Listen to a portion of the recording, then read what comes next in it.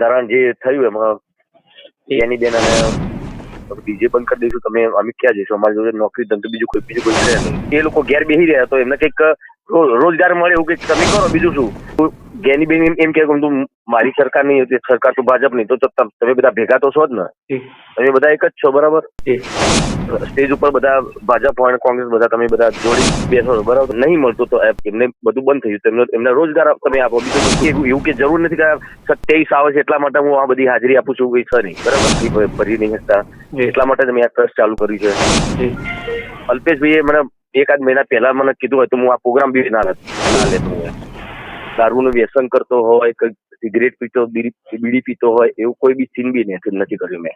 નગરના રામકથા મેદાન ખાતે જે ગુજરાત ક્ષત્રિય ઠાકોર સેના તેમજ ક્ષત્રિય ઠાકોર સમાજનું એક ભવ્ય મહાસંમેલન યોજાયું અને આ સંમેલન દરમિયાન ત્યાં અલ્પેશજી ઠાકોર, જ્ઞાનીબેન ઠાકોર જેવા અનેક રાજકીય તેમજ સામાજિક આગેવાનો ત્યાં હાજરી રહી.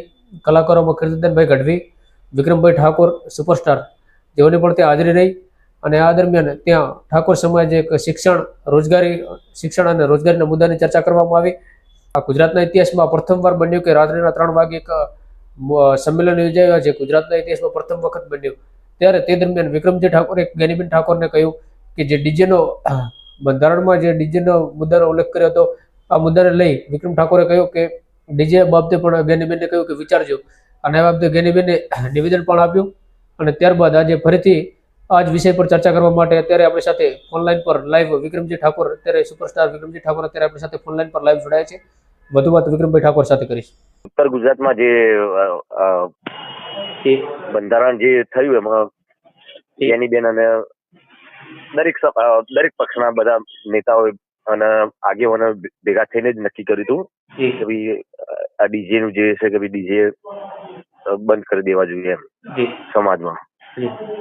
તો એના પછી ઘણા બધા ડીજે વાળાના મારા પર ફોન આવ્યા હતા અને ત્યાં વિરોધ બી થયો હતો. તો તમે સોશિયલ મીડિયામાં જોયું હશે મારી સરખી. તો એ લોકો એવું કહેતા કે ભાઈ અમે અમારું ગુજરાત આના ઉપર જ ચાલે છે, ડીજે ઉપર બરાબર. ડીજે બંધ કરી દઈશું તમે અમે ક્યાં જઈશું, અમારી જોડે નોકરી ધંધો બીજું કોઈ છે નહીં, તો અમે શું કરીશું. તો બસ એ બાબતે પછી મેં જ્ઞાનીબેનને ખાલી એકચ્યુઅલી કેમ કે એનાઉન્સ જ્ઞાનીબેને કર્યું હતું એટલે લોકોને એવું લાગ્યું આ જ્ઞાનીબેનનો જ આ ફેસલો હશે, પણ એવું નથી. જ્ઞાનીબેન એમને એકલાનું ના હોય, બધાનું હા બધા સમાજના ઠાકોર સમાજના બધા પૂછીને જ એમને કર્યું હોય. તો હવે શું લાગે છે તમને આમાં ડીજે ના કારણે શું ઘણા નુકસાન પણ? જ્ઞાનીબેને કઈ એવું નિવેદન આપ્યું હતું ભાઈ હવે 1 વર્ષ સુધી તો નહીં જ થાય એમ. બંધારણ દિવસની ઉજવણી કરવામાં આવશે તે દિવસે આ મુદ્દો મૂકીશું. હા એવું એમણે વાત કરી હતી. જે બી હતો હું તો એવું કઉ છું, ચલો કઈ વાંધો નહીં, બેન ને કહું. અરે બેન એમને એકલાનો બી ફેસલો નતો, બધા ઠાકોર સમાજના બધા આગેવાનો થી લઈને બધાનો ફેસલો છે. 3 જિલ્લાના સમસ્ત ઠાકોર સમાજ. હા તો હું તો એટલું કહેવા માંગુ છું કે ચલો એ લોકો ઘેર બેસી રહ્યા તો એમને કંઈક રોજગાર મળે એવું કંઈક તમે કરો. બીજું શું, બીજે તો તમે બંધ કરાવી દીધું છે બરાબર. એમને કંઈક રોજગાર મળે એવું કંઈક કરો. બીજું તો શું કહીએ આપણે. હવે તમારી દ્રષ્ટિએ તમે શું માનો છો, ડીજે ચાલુ રાખવામાં આવે તો ડીજે સમય રાખવામાં? એકચ્યુઅલી ડીજે 2 પ્રકારના હોય છે.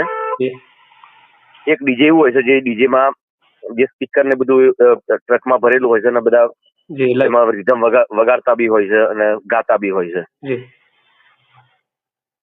જે આપણા પ્રોગ્રામમાં એક જગ્યા ઉપર હોય છે એવી રીતે આ ડીજે એવું હોય છે કે બધામાં સ્પીકર ને બધું ટ્રકમાં રાખેલું હોય ને બધા વગાડતા હોય અને ગાતા હોય.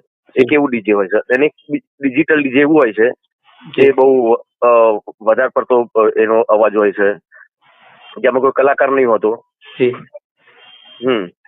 એ પ્રકારના બે ડીજે હોય છે. પણ મારો કહેવાનો મતલબ એક જ છે કે ભાઈ આમાં જે ડીજેમાં જે કામ કરે છે, જે પેલું ડીજે છે આપણે જે સામાન્ય સ્પીકરમાં કામ કરતા હોય એ લોકોનો તો રોજગાર છીનવાઈ ગયો છે ને. તો એના માટે તમે ચલો ડીજે બંધ કરો કશું વાંધો, તો એનો તમે સરકારમાં છો તમે બરાબર.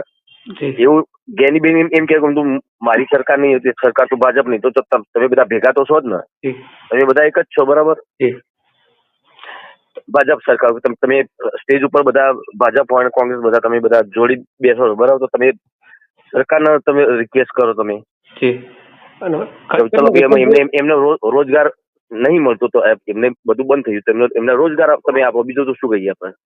હવે ક્યાંક ને ક્યાંક વિક્રમભાઈ આપ અંબાજી ખાતે આવ્યા, ત્યાં પણ એક સંકેત આપ્યા ચૂંટણી બાબતે. તો હવે શું લાગે છે, આપ સમાજના પ્રોગ્રામો પણ હાજરી આપી રહ્યા છો તમારા કામ મૂકીને?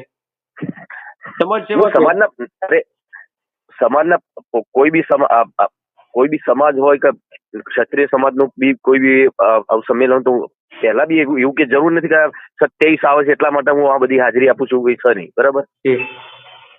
ઘણા લોકો મને મીડિયા વાળા બધા પૂછતા કે 27 આવે છે એટલે તમે બધી જગ્યાએ તમે જશો, એવું નહીં. કોઈ પણ સમયે કોઈ પણ દિવસે આવું કોઈ સંમેલન હોય તો હું હંમેશા જઉં છું. એ પછી કોઈ પક્ષનું હોય, મને મીડિયા વાળા એવું બી પૂછ્યું કે ભાઈ અત્યારે આ સંમેલન થયું, ભાઈ અલ્પેશભાઈએ કર્યું, બરાબર, તો એ રાજકીય અત્યારે 27 આવે છે એટલા માટે કર્યું છે કે શું છે? તો મેં એમ જ કીધું કોઈ એવું હું નથી માનતો. હું એવું માનું છું કે ભાઈ અમારા સમાજનું એક સંકુલન બને છે, બરાબર. શિક્ષણ માટેનું એક ધામ બને છે, સરસ્વતી ધામ, બરાબર. હું તો ફક્ત એટલા માટે જ ગયો હતો. રાજકીય હોય તો એ એમના માટે હોય, મારા માટે રાજકીય નથી, મારા માટે સમાજ છે. સમાજ. અને આપે ખાસ કરીને એક સારું કામ પણ છે, સારું પ્રવૃત્તિ પણ કરી છે, જે આપનો એક ટ્રસ્ટ ચાલુ કર્યો છે. હાજી હાજી. ટ્રસ્ટ વિશેની પણ માહિતી આપી દેશો? કેમ મેં ચાલુ કર્યું છે એનું ઓનલાઈન ભણતર બી અમે ચાલુ કરી દીધું છે, જેમાં 50 બાળકોને ભણાવવાનું જે ફ્રીમાં અત્યારથી એવું ચાલુ કરીશું ઓનલાઈન.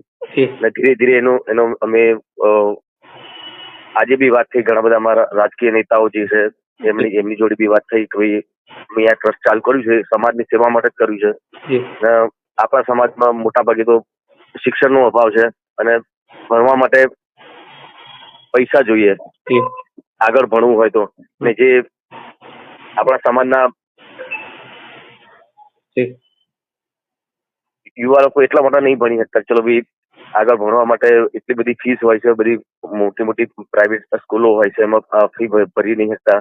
એટલા માટે જ મેં આ ટ્રસ્ટ ચાલુ કર્યું છે, જેમાં આપણા સમાજના અને બીજા બી સમાજના જે ભણી નહીં શકતા એ લોકો માટે બી આ ટ્રસ્ટ ચાલુ કર્યું છે મેં. એ અમારા ટ્રસ્ટમાં એ મફતમાં ભણી શકે એમ. અને ખાસ કરીને રાત્રે પણ આપે આપનું કામ છોડો બોલીને સમાજ માટે આવ્યા હતા, રાતે પણ આપનો પ્રોગ્રામ એક રદ કર્યો હતો. હા, પ્રોગ્રામ રદ નતો કર્યો મેં, પણ મેં પ્રોગ્રામ એકચ્યુઅલી કેવું પ્રોગ્રામ હોય તો તમને ખબર છે કે ભાઈ પ્રોગ્રામ બહુ 4 થી 5 વાગી જાય. આપણા પ્રોગ્રામ ચાલુ કરીએ તો આપણો 4-5 વાગી જ જાય. પણ મેં આપણા સમાજનો પ્રોગ્રામ હતો તો મેં એમને રિક્વેસ્ટ કરી કે ભાઈ જો મારા આવી રીતે અલ્પેશભાઈનું આવું બહુ સારું આયોજન છે, સમાજ માટેનું છે, તો મારે ત્યાં જવું પડશે, એટલે પ્લીઝ ભાઈ તમે. એટલે કદાચ મને અલ્પેશભાઈએ મને 1-8 મહિના પહેલા મને કીધું હોય તો હું આ પ્રોગ્રામ બી ના લેતો હું એમ. પણ અલ્પેશભાઈ મને વાત નથી કરી. એટલે એમણે ઘણી જગ્યાએ હું સંમેલનમાં જઈએ તો અલ્પેશભાઈ બી જોડે હતા, તો એમણે કીધું આ જાહેર આમંત્રણ છે, આમાં કોઈ પર્સનલી કોઈને કહેવાનું ના હોય. એ બી એમની વસ્તુ સાચી છે. પણ મારે કેવું, મારે 2-3 મહિના પહેલા પ્રોગ્રામ બધા બુક થઈ જતા હોય છે. તો એટલા માટે પછી મેં પ્રોગ્રામ વાળા જે હતા આપણા ઠાકોર સમાજના હતા, એમને મેં રિક્વેસ્ટ કરી મારા રીતે ગાંધીનગરમાં આવું સંમેલન છે ઠાકોર સમાજનું, અલ્પેશભાઈએ બહુ સારું સંમેલન કર્યું છે, મારે જવું પડે એવું છે, પ્લીઝ મને વહેલા છોડી દેજો. તો એ લોકો કાલે હું ગયો તો સરતાનભાઈ છે ને જે શંકરભાઈના જોડે જ કામ કરે છે, એમના ત્યાં એમના મંદિરની કઈક મંદિરનો પ્રસંગ હતો, ચામુંડ માતાનો. ત્યાં હું કાલે જ ગયો હતો સવારે.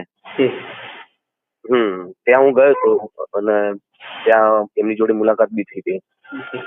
તો એ પણ આમાં કેવું, બધા જોડે સંબંધ મારા સારા છે, બરાબર. શંકરભાઈ હોય, સરતાનભાઈ હોય, અને એ તો કેવું વસ્તુ આપણે સામાજિક રીતે મારું તો કેટલા વાગે સવારે 7 વાગે ઉઠીને ત્યાં ગયો હતો. ત્યાં જઈને રાત્રે 8 વાગે ઘેર આવ્યો. ઘેર આવીને પાછું ફટાફટ તૈયાર થઈને પાછો પ્રોગ્રામમાં ગયો. પ્રોગ્રામમાંથી બી સીધો પાછો સંમેલનમાં ગયો.